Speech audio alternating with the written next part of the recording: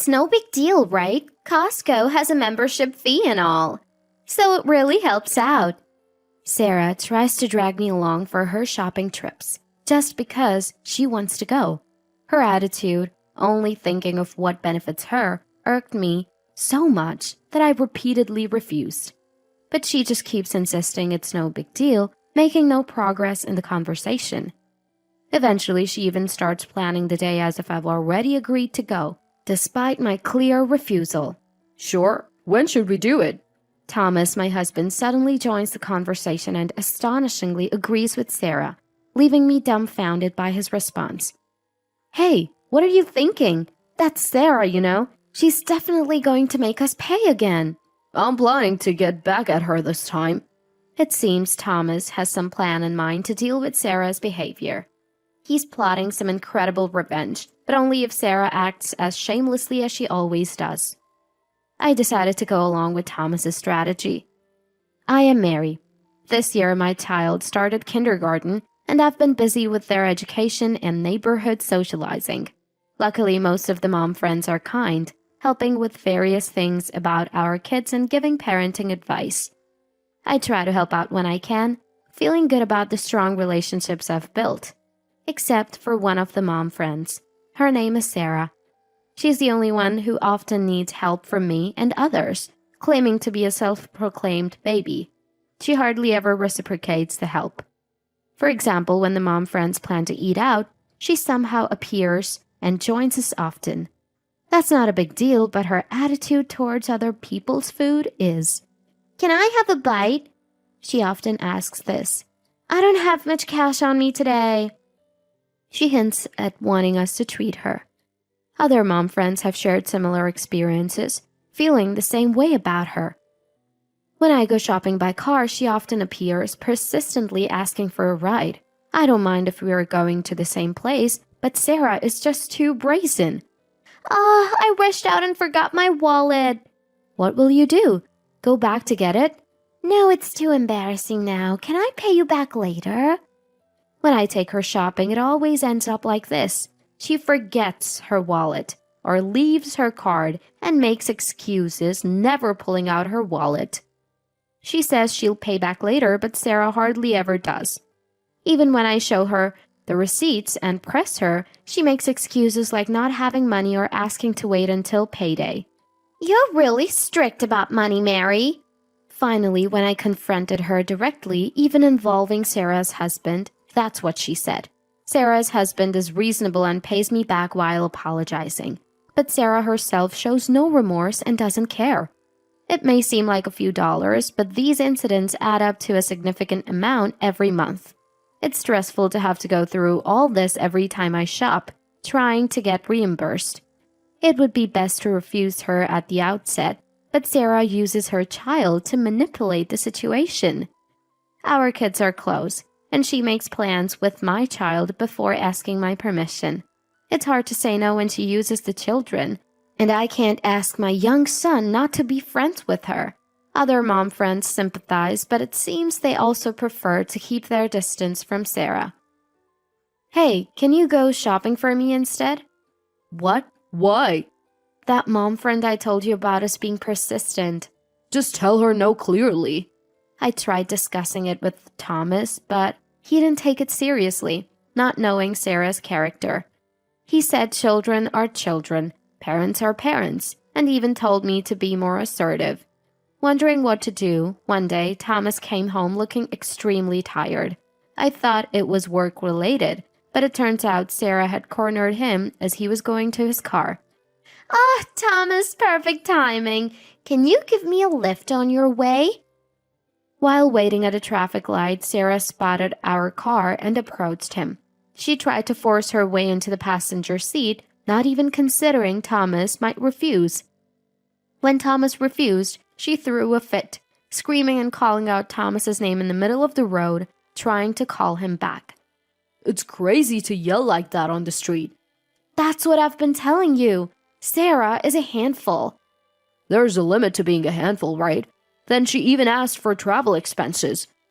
It turned out to be a terrible commute for Thomas, with many traffic lights, making it hard to shake her off.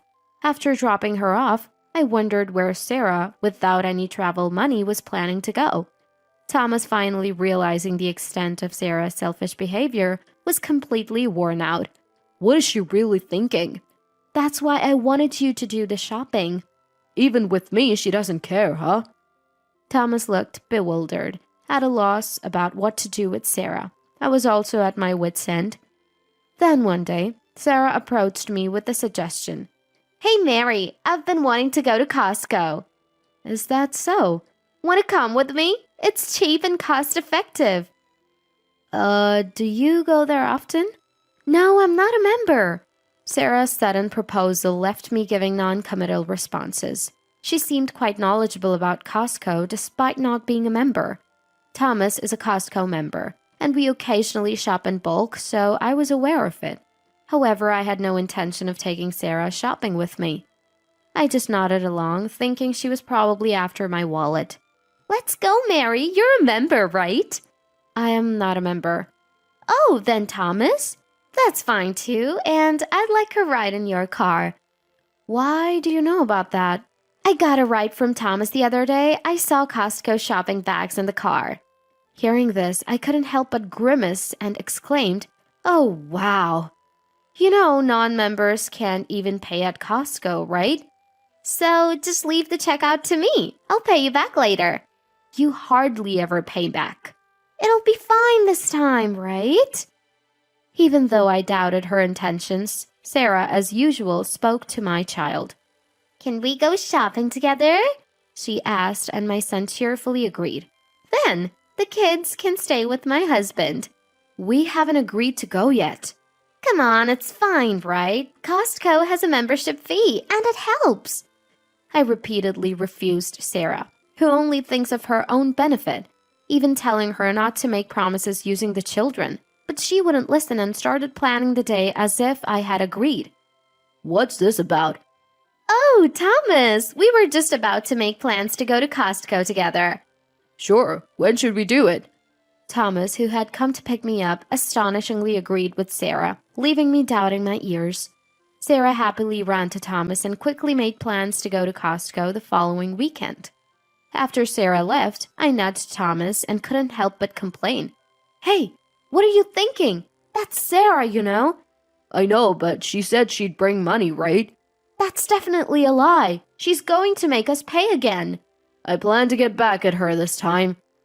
Thomas seemed to have something in mind to deal with Sarah's actions. Feeling anxious, I laughed when I heard this plan. He's plotting an incredible revenge, but only if Sarah acts as shamelessly as she always does. Plus, if this could make Sarah stay away from us, I found myself gratefully going along with Thomas's plan. Finally, the day to go to Costco arrived. Sarah, in a good mood from the morning, hopped into our car as if it was natural and asked me if I had forgotten anything. Did you make sure to bring your wallet? It'd be a problem if you forgot it. Aren't you the one who often forgets? Don't worry, I've got it. I was irritated by Sarah's words, but Thomas replied to her cheerfully. Normally, I would have asked her to show her wallet right there, but I held back, thinking of Thomas's plan. Sarah seemed well aware of Costco's system, knowing that only members can make payments. She probably knew that shopping there would inevitably lead to Thomas paying. This would allow her to push the payment onto us as usual. And even if she forgot her wallet later, she wouldn't have to pay. Sarah's intentions were clear, and Thomas seemed to understand them too. Sarah cheerfully headed into the store, quickly placing a basket in the cart and rushing off. Wow, what a great selection! It's hard to choose! Sarah happily stuffed items into the basket as she went along. When I suggested keeping our baskets separate to avoid confusion, she took another cart and continued adding items without hesitation. Thomas whispered to me that Sarah wasn't even looking at the prices, which made me laugh. Clearly, Sarah had no intention of paying, so we decided to go through with Thomas's plan. That was fun! Oh, Mary, is that all you're buying? Yeah, we still have stock at home and we can always come back. Really? Invite me again next time. I swallowed the words, I didn't invite you this time, and we lined up at the farthest register. As we watched the crowded registers, Thomas took out his wallet and Sarah opened her bag. I watched closely as Sarah, rummaging through her small bag, predictably exclaimed, "Oh? Oops! Sorry, I think I forgot my wallet." "Even though you said it was fine in the car?" "I'm sorry, okay? Can I pay you back later?" Sarah's basket had much more stuff than ours, seemingly worth about $200 to $300, but she showed no concern about the amount in her wallet. Without mentioning paying back later at home, it was clear she had no intention of paying. Thomas and I exchanged glances and nodded. "Oh, really? Sorry, I think my parents are calling." I said this, handed my basket to Thomas, and stepped away from the line, hiding near a nearby shelf to watch them. Sarah seemed unconcerned, chatting with Thomas. "It's a shame you forgot your wallet after buying so much." "Really a shame, but it's great to have a friend who'll pay for me." Oh, I forgot to buy something. Can you wait here in line for me?"